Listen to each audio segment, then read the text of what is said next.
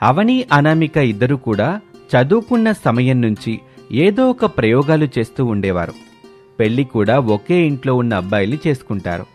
పెళ్లి తర్వాత వాళ్ళు వంట ఇంటికే పరిమితమైపోతారు. ఒకరోజు పని మొత్తం పూర్తయిన తర్వాత ఇంట్లో కూర్చుని ఉండగా కాలింగ్ బెల్ మోగుతుంది.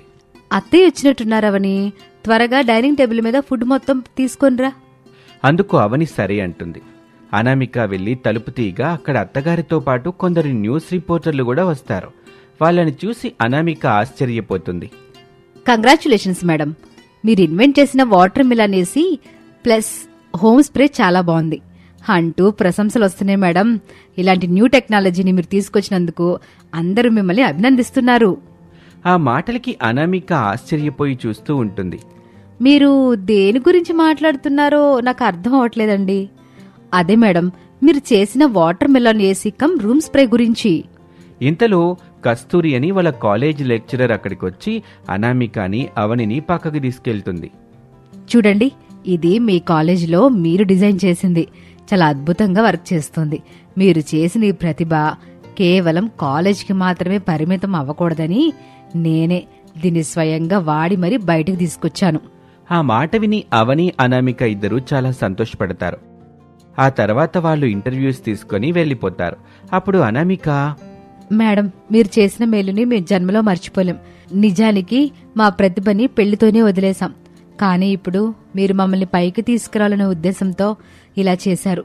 చాలా సంతోషంగా ఉంది మేడం. అలాగే ఒకసారి మీ ఇంటికి తీసుకెళ్ళండి మేడం. ఆ ఏసీ ఎలా వర్క్ చేస్తుందో మరొకసారి మేము కూడా చూస్తాం. అందుకు కస్తూరి మేడం సరే అంటుంది. వాళ్ళని తన ఇంటికి తీసుకుని వెళ్తుంది. కస్తూరి మేడం ఇంట్లో ఒక గోడకి పెద్ద పుచ్చకాయ ఆకారంలో ఏసీ ఉంటుంది. ఏసీ ఆన్ చేసిన 1 నిమిషం తర్వాత ఇల్లంతా మంచి సువాసన వెదజల్లుతూ ఉంటుంది. కాసేపట్లోనే ఇల్లు మొత్తం చాలా చల్లగా అయిపోతుంది. మేడం, చాలా చాలా బాగుంది మేడం. ఏసీ బరువు కేవలం 3 కేజీలు మాత్రమే. దీన్ని ఎక్కడికైనా క్యారీ చేయొచ్చు.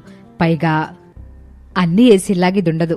అన్ని ఏసీలు అయితే ఎలాగుంటాయో ఈ ఏసీలో కూడా అలాగే ఉంటాయి. వెనకాల ఎయిర్ పోవడానికి ఫ్యాన్ పెట్టాల్సిన అవసరం కూడా లేదు. జస్ట్ ఒక పైపు వేస్తే చాలు మేడం. అవన్నీ నాకు కూడా గుర్తున్నాయి. అలాగే నేను చేశాను. గత 5 నెలల నుంచి నేను వాడుతూనే ఉన్నాను. ఉన్నట్టుండి మీకు ఇది ఎందుకు గుర్తొచ్చింది మేడం? ఇంట్లో ఏసీ పాడైపోయింది. అస్సలు ఇంట్లో ఉండలేకపోతున్నాను. కొత్త ఏసీ తీసుకోవడానికేమో నా దగ్గర డబ్బులు, రూమ్ రెంట్, ఈఎంఐ అని అన్ని డబ్బులు అయిపోతున్నాయి. చేతిలో డబ్బులు ఉండట్లేదు. ఇక ఆ సమయంలోనే ల్యాబ్కి వెళ్తే అప్పుడు గుర్తొచ్చింది ఈ మెషిన్ గురించి అని కస్తూరి సమాధానం చెప్తుంది. అది విన్నవాళ్లు కొంచెం సంతోషపడుతూనే, మంచి పని చేశారు మేడం మీరు అని, మీరు చేసిన పని వల్ల మాకు పేరు గుర్తింపు వచ్చింది అని చెప్తారు. ఇక ఆ తర్వాత వాళ్ళిద్దరూ చాలాసేపు మేడంతో మాట్లాడి ఇంటికి చేరుకుంటారు. మరుసటి రోజు వార్తలు పేపర్లలో తోటి కోడళ్ల పుచ్చకాయ ఏసీ అంటూ పెద్ద పెద్ద హెడ్లైన్స్తో పేపర్లో వాళ్ళిద్దరి ఫోటో పడుతుంది. వాళ్ళ పేరు మారు మ్రోగిపోతూ ఉంటుంది. అది చూసి ఆ కుటుంబం చాలా సంతోషపడుతుంది. అప్పుడు రమేష్, మీలో ఇంత టాలెంట్ ఉండి కూడా మీరెందుకు వంటింటికే పరిమితం అవ్వాలని అనుకున్నారు? పెళ్లి తర్వాత ఉద్దేశాలు మొత్తం మారిపోయాయి. ఇల్లు చూసుకోవడం, అత్తమామల్ని చూసుకోవడం, భర్త పిల్లల్ని చూసుకోవడంతోనే సమయం అంతా గడిచిపోతుంది. ఇక మాకంటూ ప్రత్యేకంగా లైఫ్ ఎక్కడుంది? మా చదువుతోనే అన్నీ అయిపోయాయి అనుకున్నాం. కానీ మళ్ళీ మా మేడం మాకు కొత్త జీవితాన్ని ఇచ్చినట్టే అనిపిస్తుంది.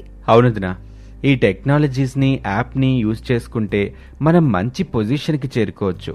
లేదా మీ ఐడియాని ఏ కంపెనీకైనా అందజేస్తే మనకి కోట్లలో లాభాలు కూడా వస్తాయి. అందుకు అవని ఈ ఐడియాని ఒక పెద్ద కంపెనీకి అమ్మాలనుకుంటున్నాం, డబ్బొస్తుంది కదా, దాంతో మనం లోకల్గా ఏదైనా బిజినెస్ స్టార్ట్ చేసుకుంటే బెటర్ అని అంటుంది. అందుకు వాళ్ళు సరే అంటారు. కంపెనీకి డెమో చూపించడం కోసం ఇద్దరూ మళ్లీ పుచ్చకాయ ఏసీని తయారు చేస్తూ ఉంటారు. మునుపటి కంటే చాలా మంచి టెక్నాలజీని యూజ్ చేసి చాలా అద్భుతంగా ఏసీని ఆవిష్కరిస్తారు. ఆ తర్వాత ఒక పెద్ద కంపెనీని కలవటానికి బెంగళూరు వెళ్తారు. అక్కడ ఒక పెద్ద మీటింగ్ జరుగుతుంది. అనామిక, అవని ఇద్దరు కూడా వాటర్ మెలన్ ఏసీ ఎలా పనిచేస్తుందా అనే దాని గురించి ఈ విధంగా అక్కడ చెప్తూ ఉంటారు. ఇది చాలా అద్భుతంగా ఉంటుంది. ఎక్కడికైనా సరే క్యారీ చేసుకోవచ్చు. ఇది రీఛార్జ్ సహాయంతో కూడా పనిచేస్తుంది. అలాగే దీన్ని బయటకి ఎక్కడికైనా తీసుకెళ్ళినప్పుడు కేవలం రూమ్ ఫ్రెషనర్స్ గా కూడా వాడుకోవచ్చు, లేదా ఏసీగాగైనా వాడుకోవచ్చు. 2 ఆప్షన్స్ ఇందులో ఉంటాయి. అంతేకాకుండా ఇది కేవలం ఫ్యాన్ లాగా కూడా యూజ్ చేసుకోవచ్చు. అంటే ఇది 3 పరికరాల్ని బదిలీ చేస్తుందన్నమాట. ఫ్యాన్ లాగా ఉపయోగపడుతుంది, ఏసీ లాగా వస్తుంది, అలాగే రూమ్ ఫ్రెషనర్ గా కూడా ఉపయోగపడుతుంది. సో ఒక్కదానితో ఎన్ని లాభాలుంటాయి. అలాగే పవర్ సేవింగ్ మోడ్ కూడా. ఇది గనక ఆన్ చేసుకుంటే దీనివల్ల ఎక్కువ కరెంట్ బిల్ కూడా రాదు అని దాని గురించి వాళ్ళు చాలా గొప్పగా చెప్తారు. ఇంకొకసారి విన్నవాళ్ళు చప్పట్లు కొడుతూ చాలా అద్భుతంగా ఉంది అంటూ ఆ డివైస్ తీసుకురావడానికి వాళ్ళు రెడీ అవుతారు. ఇక వాళ్ళకి కావాల్సిన డబ్బునిచ్చి దాన్ని తీసుకుంటారు వాళ్ళు.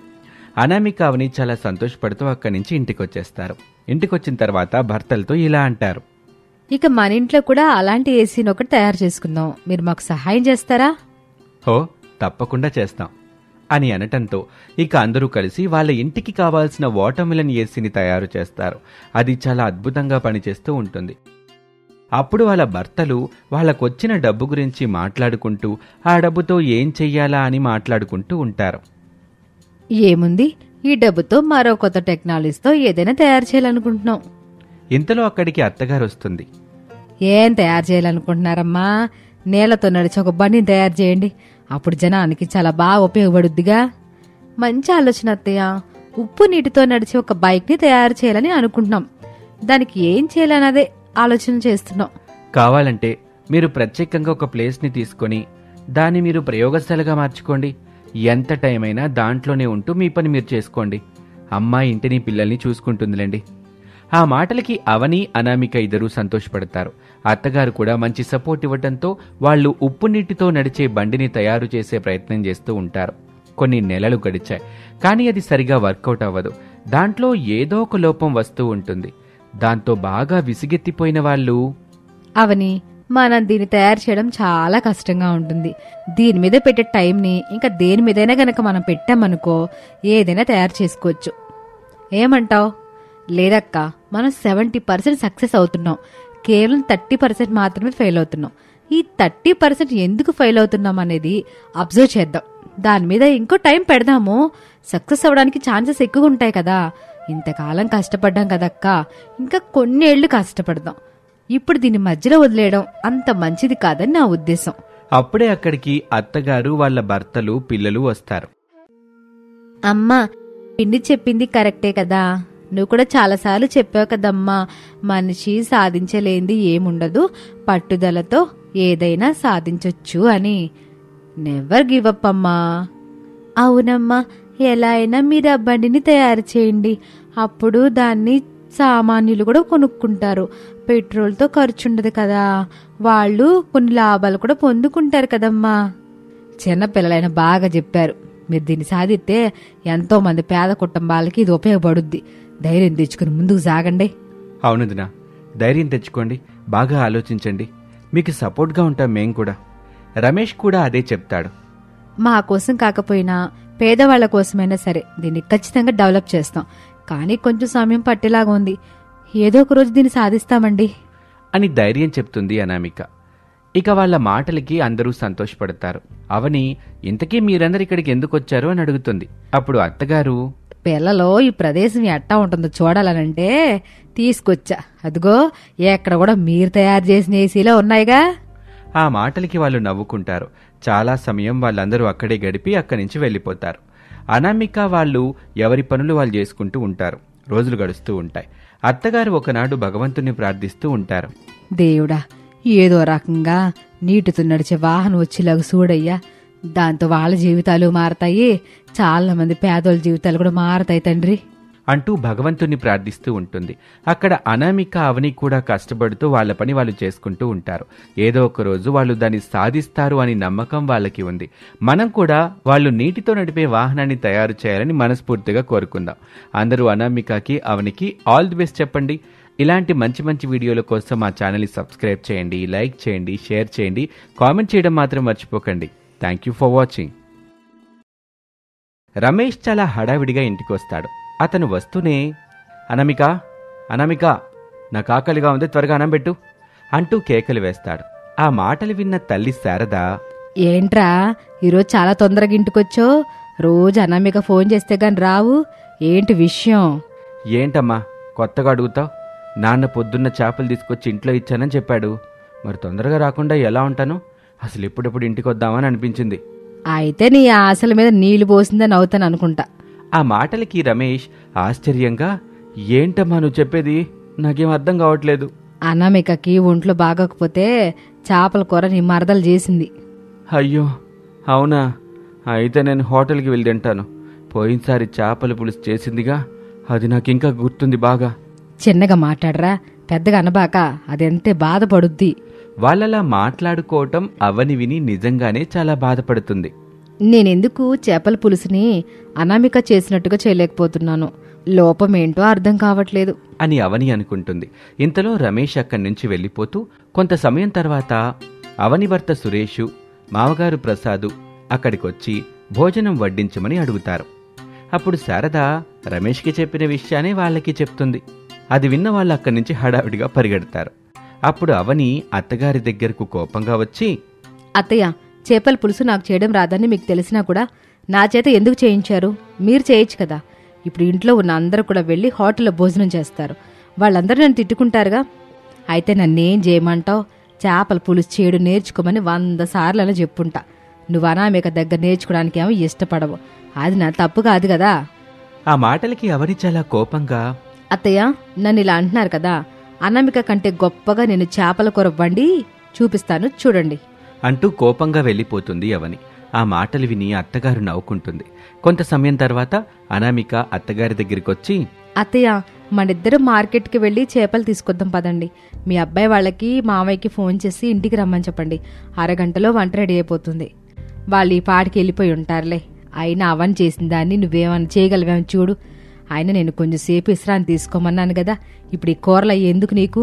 పర్వాలేదు అత్తయ్య, ఇప్పుడు కొంచెం బాగానే ఉంది అని అనామిక వంటగదిలోకి వెళ్తుంది. వంటగదిలో చేపల కూరని రుచి చూస్తుంది. అది రుచి చూసి, ఛీ, ఇదేంటి ఇంత చండాలంగా ఉంది? చేపలు సరిగ్గా ఉడకలేదనుకుంటా, అందుకే నీచోసన వస్తుంది. దీన్ని నేను అసలేమీ చేయలేను అని అనుకొని ఇక అత్తగారిని తీసుకుని మార్కెట్కి వెళ్లి చేపలు తీసుకొస్తుంది. అత్తాకోడలిద్దరూ కలిసి చేపలు రుద్ది రాత్రికి వాళ్ల కోసం చేపల కూర వండుతూ ఉంటారు. అలా చేపల కూర వండుతూ ఉంటే అవనికి మంచి సువాసన వస్తుంది. అబ్బా అనామిక అక్క, నువ్వు అసలు ఏం చేస్తావో, నీ చేతుల్లో ఏముందో అర్థం కావట్లా. ఎంత మంచిగా వంట ఎలా చేయగలుగుతున్నావో. లాభం లేదు, నీకంటే నిన్ను బాగా చేయాల్సిందే. ఈ ఊర్లో ఉన్న అన్ని హోటల్స్ తనిఖీ చేసి ఎక్కడైతే చేపల కూర బాగా చేస్తారో అతని దగ్గర చేపల కూర చేయడం నేర్చుకుని అందరికీ వడ్డించేస్తా. అందరి చేత శభాష్ అనిపించుకుంటా. నా చేపల పులుసు ముందు నీ చేపల పులుసు బలాదూర్ అనిపించేలా చేస్తాను అని అనుకుని హోటల్పై వేట మొదలు పెడుతుంది అవని. చుట్టుపక్కల ఉన్న అన్ని హోటల్స్కి వెళ్లి చేపల కూరని ఆర్డర్ చేసుకుని దాన్ని తింటుంది. ఆ వారం రోజులు ఇంట్లో వాళ్లకు తెలియకుండా హోటల్స్లోనే భోజనం చేస్తుంది. ఇక తనకి ఒక హోటల్లో చేపల పులుసు చాలా బాగా నచ్చుతుంది. ఇక అక్కడ యజమానితో మాట్లాడి ఆ చెఫ్ని కలిసి అవకాశం కల్పించమని ప్రాధేయపడుతుంది. మొదట యజమాని ఒప్పుకోలేదు. ఆ తర్వాత అవని ఏడుస్తూ ఇంట్లో ఉన్న పరిస్థితి చెప్పగానే అతను సరే అని ఒప్పుకుంటాడు. చూడండి, మీరిక్కడ చేపల పులుసు నేర్చుకుని మీ ఇంట్లోనే తయారు చెయ్యాలి, కానీ ఇంకెక్కడా షాపు గట్రా పెట్టకూడదు, ముందే చెప్తున్నాను. మీరేం భయపడకండి, నేనేమీ అలాంటి పనులు చేయను. అందుకు వాళ్ళు సరే అని చెప్తారు. అక్కడున్న చెఫ్ ఆమెకు చేపలు రుద్దడం దగ్గర నుంచి వాటిని కోసి వండటం వరకు అన్నీ నేర్పిస్తాడు. అలాగే ఆమెను తర్వాతి రోజొచ్చి స్వయంగా వండమని కూడా చెప్తాడు. ఆ మాటలకి అవని ఎంతగానో సంతోషపడుతుంది. నా మీద నమ్మకంతో మీరు ఆ మాట అన్నందుకు చాలా సంతోషంగా ఉంది. ఖచ్చితంగా రేపు నేను ఇక్కడికి వచ్చి చేపల పులుసుని వండుతాను అని అంటుంది. అందుకు అతను సరే అంటాడు. ఆ రోజు గడిచిపోతుంది. ఆ మరుసటి రోజు ఉదయం హోటల్కి అవని వెళ్తుంది. చేపల పులుసుని స్వయంగా తయారు చేస్తుంది. అది రుచి చూస్తున్న హోటల్ యజమాని, చెఫ్ ఇద్దరు కూడా అద్భుతంగా ఉంది అంటూ ఆమెను పొగుడుతారు. ఆ మాటలకు అవని సంతోషపడుతూ సరాసరి మార్కెట్కి వెళ్లి చేపలు తీసుకుని ఇంటికి వెళ్తుంది.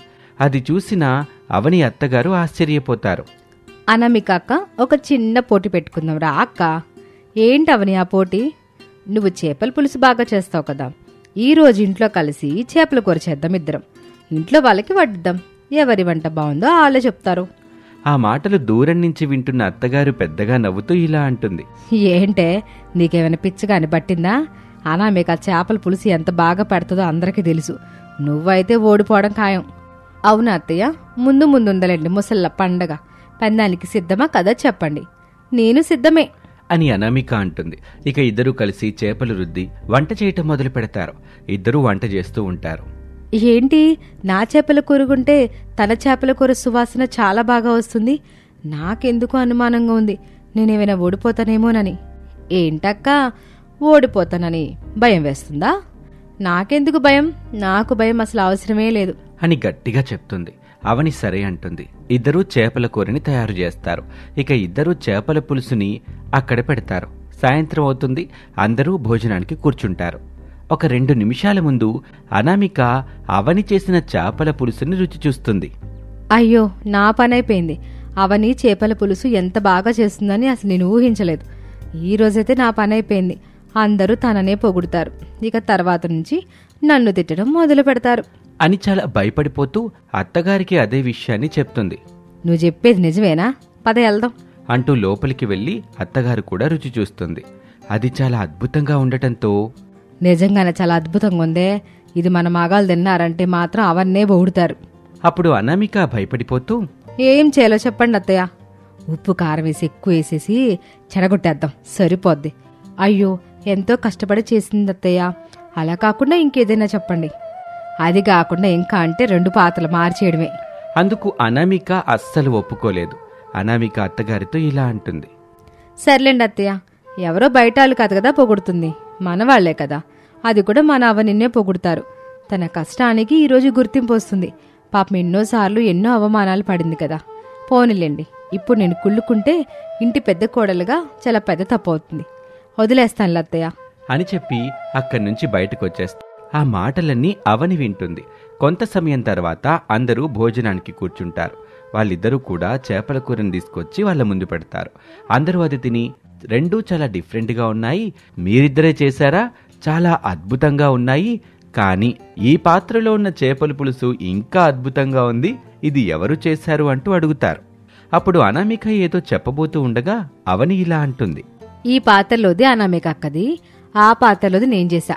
ఎంతైనా అక్క చేసింది బాగుంటుందిలేండి అని అవని అంటుంది.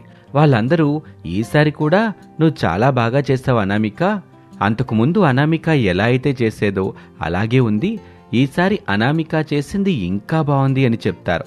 ఆమె మాటలు అత్తగారు అనామిక విని ఆశ్చర్యపోతారు. ఇక భోజనాలైన తర్వాత అనామిక అవనితో ఇలా అంటుంది.